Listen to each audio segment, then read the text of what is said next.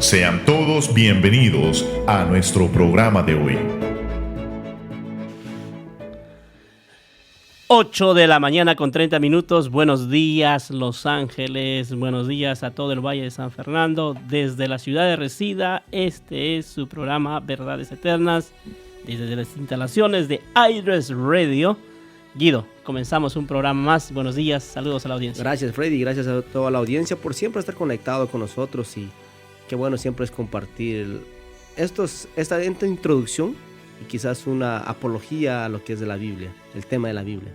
Seguimos en esta temática, este libro maravilloso que me cambió la vida a mí, te cambió la vida a ti, Guido. Y cambió la vida a millones de personas en el mundo. Y queremos seguir cambiando más vidas. Hoy estaremos tratando acerca de la singularidad en su supervivencia. La Biblia es el único libro que ha podido sobrevivir a tantos ataques. Y al tiempo, ¿no? Y al tiempo. Y comenzamos con esto, ¿no? A través del tiempo.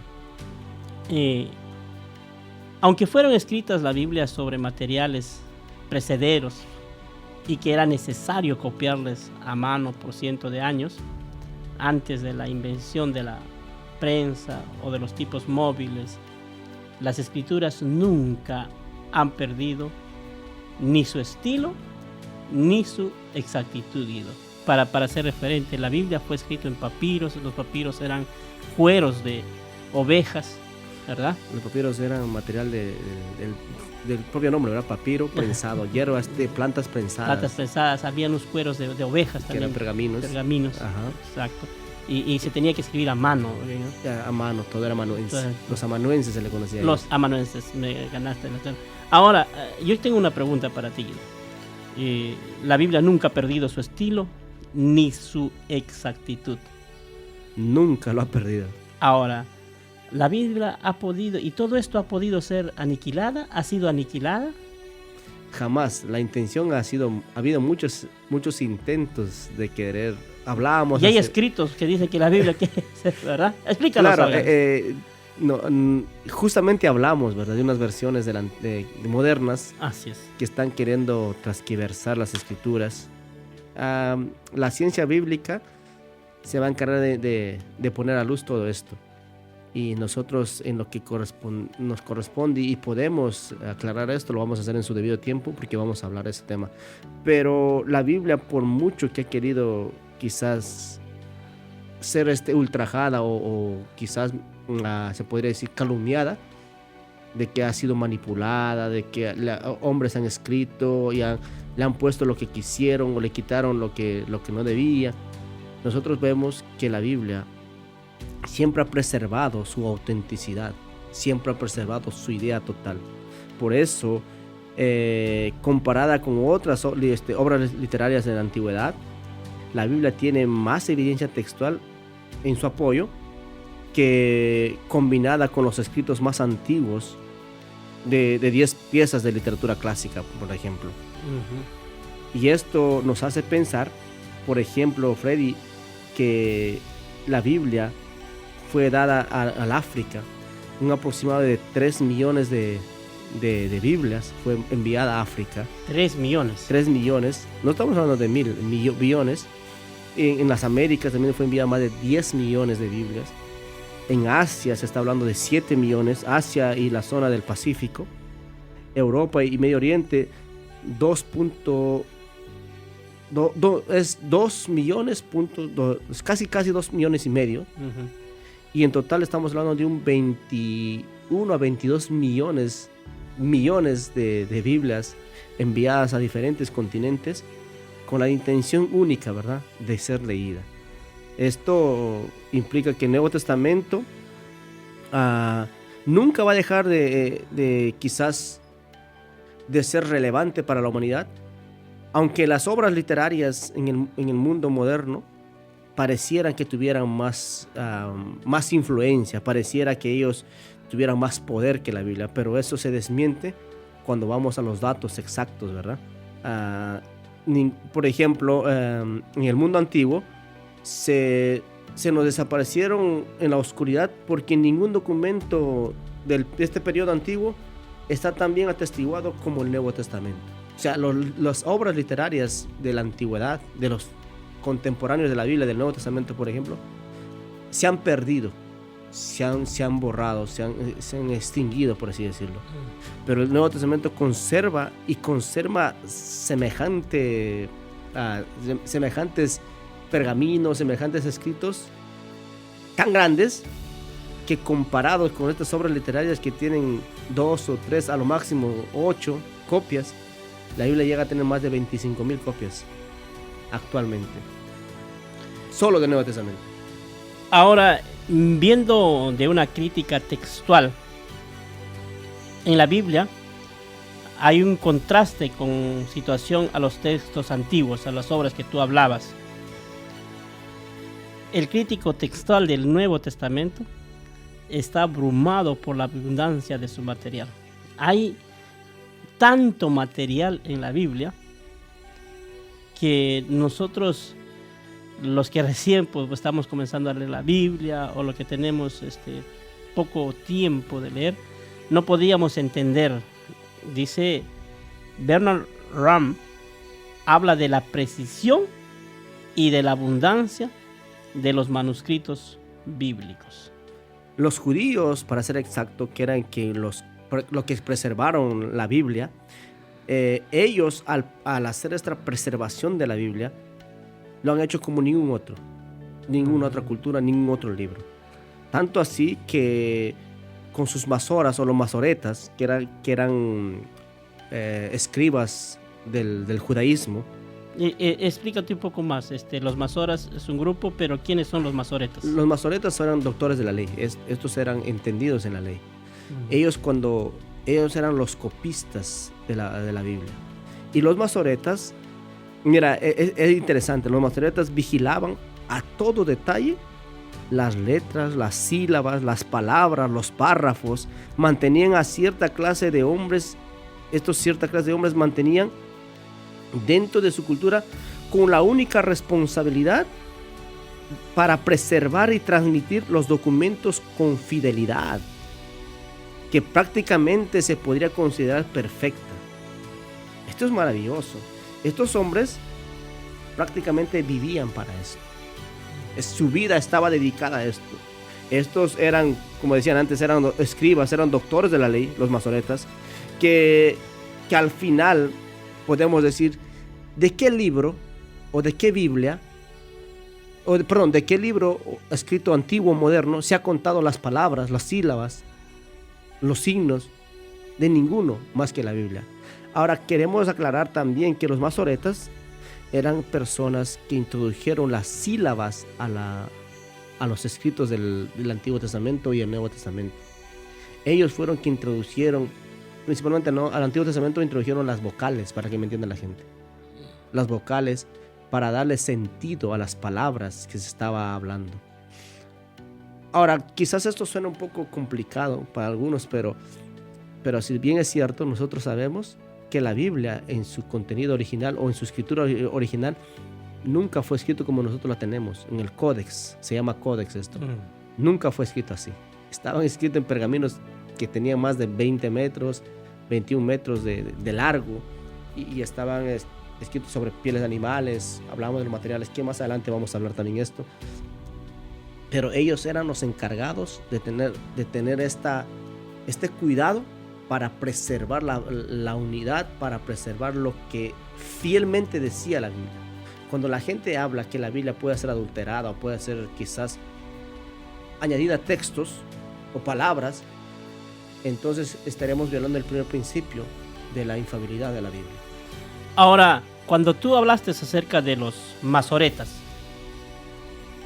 en esos tiempos existían estos que trabajaban y tenían la responsabilidad de hacer copias fidedignas de las Sagradas Escrituras. Los jóvenes de estos tiempos, que aman la literatura, que aman lo que es el lenguaje, ¿verdad? El arte de la gramática, el dictado, el escrito. ¿Por qué no hay esa intención de copiar lo fidedigno, de llevar Si tú vas a las redes sociales hoy día, Guido, encuentras todo copy and paste. Copy-paste, ¿no? Copy-paste En inglés. en inglés, ¿verdad? Copia y pégalo en tu muro. Y hay veces copiamos cosas que ni son relevantes. Y ni entendemos. Ni entendemos. Pero yo quisiera que hagamos un llamado a los jóvenes.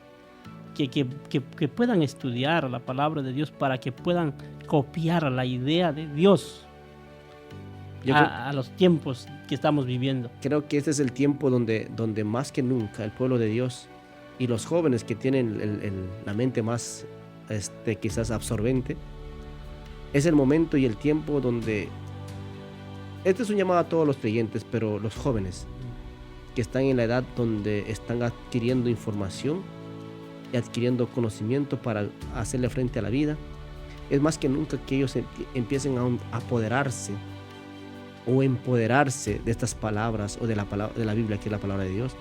¿Para qué? Para que ellos sean los futuros traductores.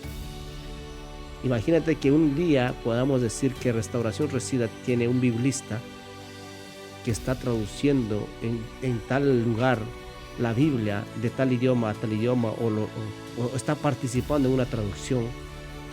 Eso sería magnífico, sería maravilloso. Aquellos que están estudiando hebreo.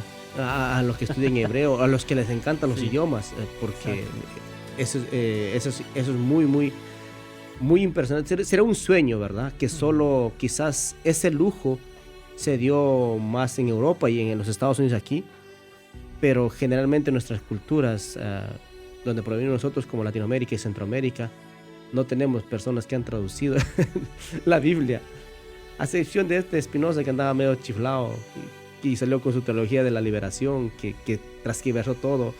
Pero bueno, la invitación es para todos los jóvenes, que ellos puedan ser quizás los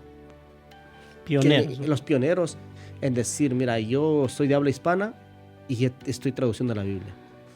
Claro, le van a hacer responsablemente, tienen que preparar, tienen que estudiar y tienen que dedicar como los masoretes, ¿verdad? No se van a ser doctores de la ley, no van a ser fariseos ni contrarios a Cristo, pero van a ser hombres que van a llevar a entender al pueblo muchas cosas que nosotros no entendemos ahora. Amén. Hay maravillosas revelaciones que la Biblia tiene, y en su esfuerzo nuestro pastor siempre nos está guiando, nos está hablando, y él es un hombre que estudia la palabra de Dios, y eso es evidente. Se evidencia cuando alguien estudia la palabra de Dios. Así es. Y cuando nosotros escuchamos los mensajes de los líderes que predican, nosotros pues, sí estudia, o sea, pero esa es la invitación para los jóvenes. Estamos viendo la singularidad en su supervivencia de la Biblia, y quiero leer un artículo, Guido. En el artículo en The North American Review, la revista norteamericana, un escritor hizo una comparación interesante entre los escritos de Shakespeare y las escrituras, que muestran que un cuidado mayor evidente se dio a los manuscritos bíblicos que a otros escritos. Aun cuando había ya la oportunidad de preservar el texto correcto por medio de ejemplares impresos en contraste con los tiempos, cuando todas las copias tenían que ser hechas a mano, dijo: parece extraño que el texto de las obras de Shakespeare, las cuales han existido menos que 208 años, estuviera más incierto y tuviera más puntos corruptos que los del Nuevo Testamento, que ahora tiene más de 18 siglos, incluyendo casi 15 cuando solo existía en manuscritos.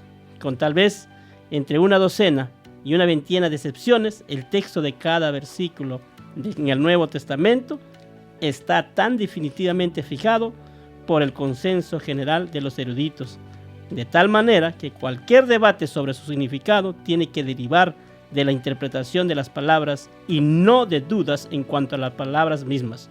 Pero en cada uno de los 37 dramas de Shakespeare hay probablemente 100 lugares donde la redacción misma todavía está debatida, y en una gran porción de estos lugares el correcto significado del pasaje donde ocurren estos problemas está todavía en duda. Los libros de los hombres están en duda, pero la palabra de Dios sigue sobreviviendo a todo, Guido. Y va a permanecer para siempre. Amén. Jesús lo dijo, todo esto va a pasar, El tierra y el cielo va a pasar, pero mi palabra no pasará. Amén. Nos vamos a una pausa comercial y regresamos.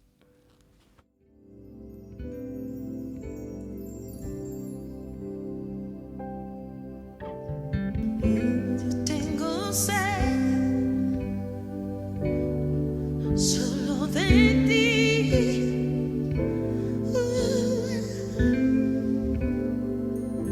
Lléname.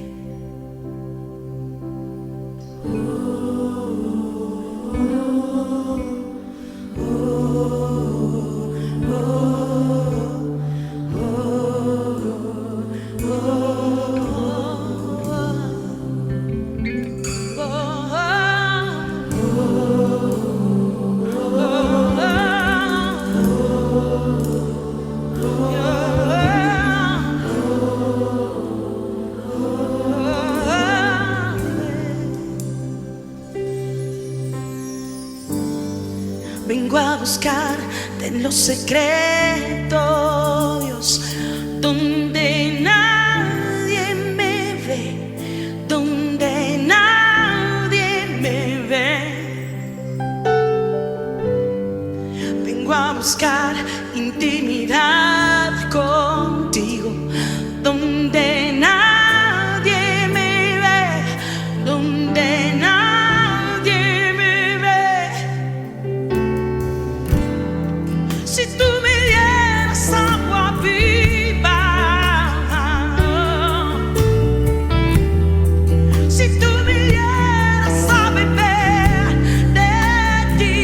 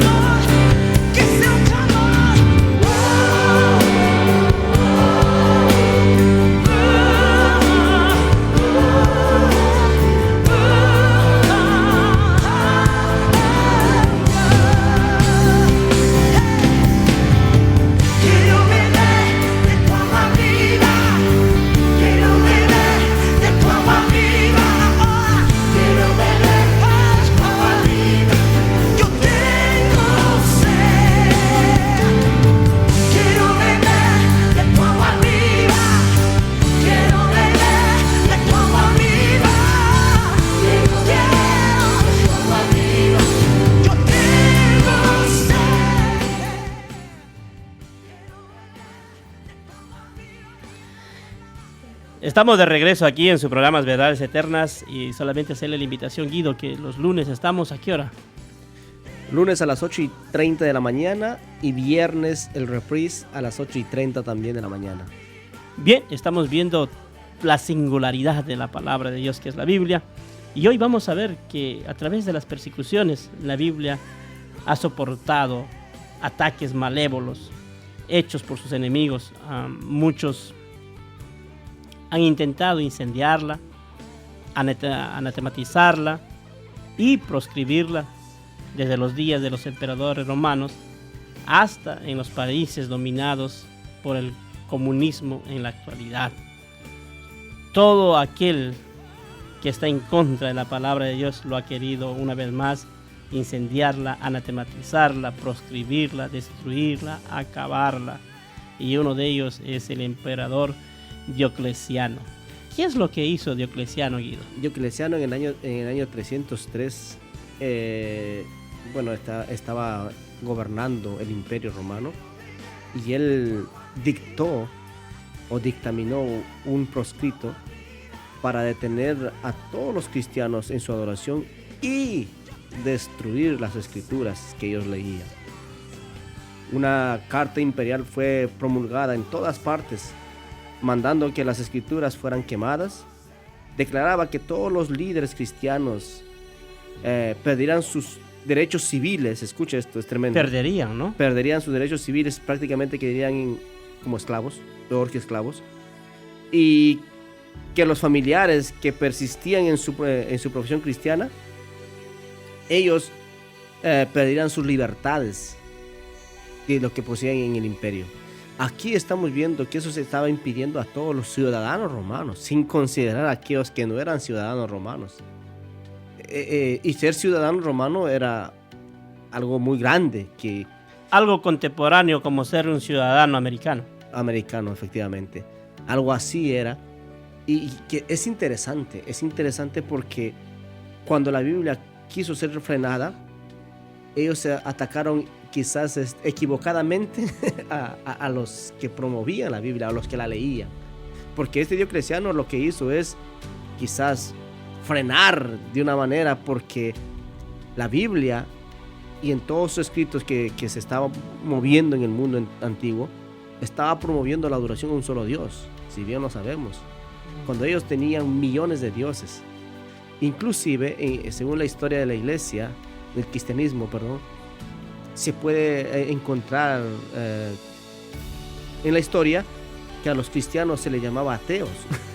Imagínate, porque solamente creían en un solo Dios y no adoraban al César como Dios, no adoraban a sus tantos dioses que tenías en el imperio, y a los cristianos se les llamaba ateos. Esto es impresionante, es locura, ¿verdad? Uno lo ve desde esa perspectiva, locura, porque categorizar a alguien que cree en un Dios como ateo es como en estos tiempos nos categorizan a los cristianos conservadores, nos categorizan como fanáticos, nos categorizan como quizás homofóbicos, nos categorizan con muchos títulos. Patriarcado, despectivos. O sea, nos están atribuyendo que nosotros somos. Es más, en Nueva York y en el mundo entero se culpa a la religión. Los grandes intelectuales son personas educadas de universidades grandes. Ellos culpan que la religión es el principal causa para que se produzcan las guerras en el mundo. Y eso en estadísticas es mentira. Estadísticamente es mentira, no es cierto. Eso es un argumento falso que los ateos tienen para destruir la fe cristiana y la Biblia, que es su manual de fe y conducta. Y esto, como volvamos a decir, no es nuevo. Esto tiene mucha relevancia, mucha historia detrás de esto.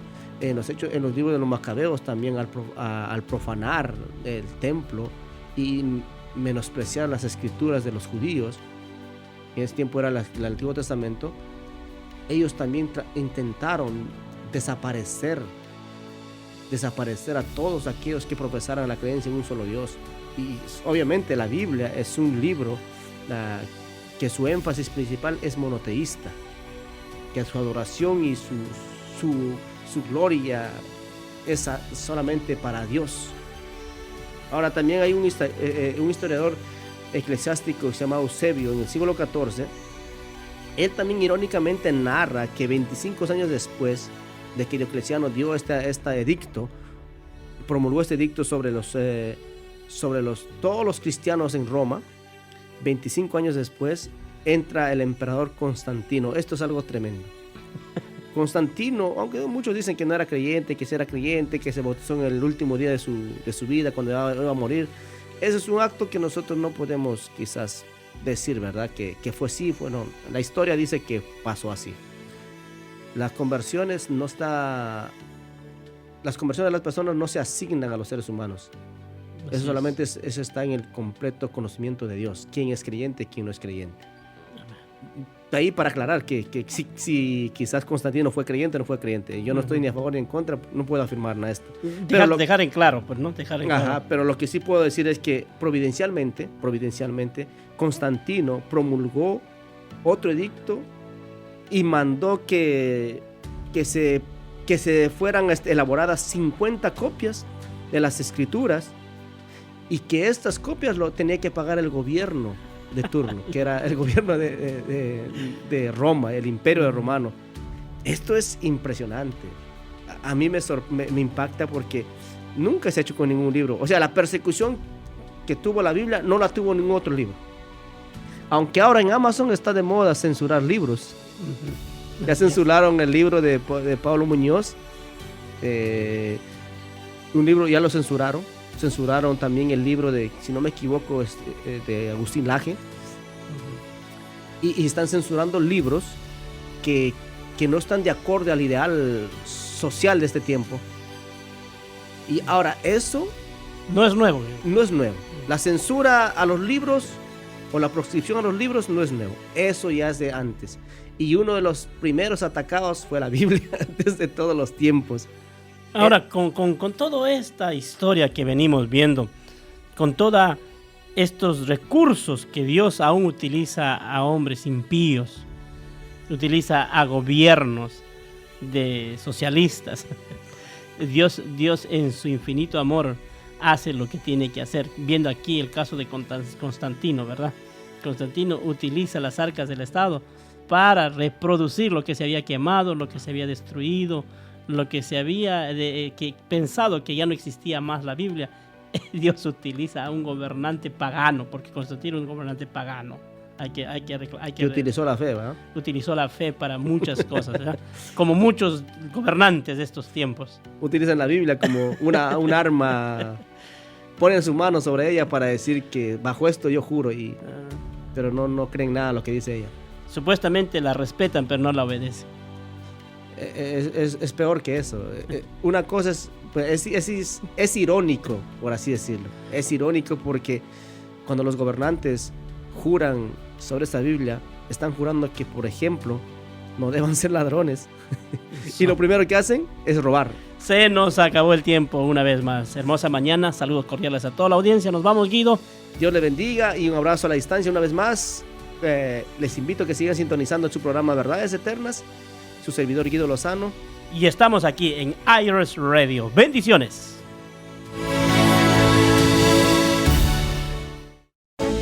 Gracias por escucharnos.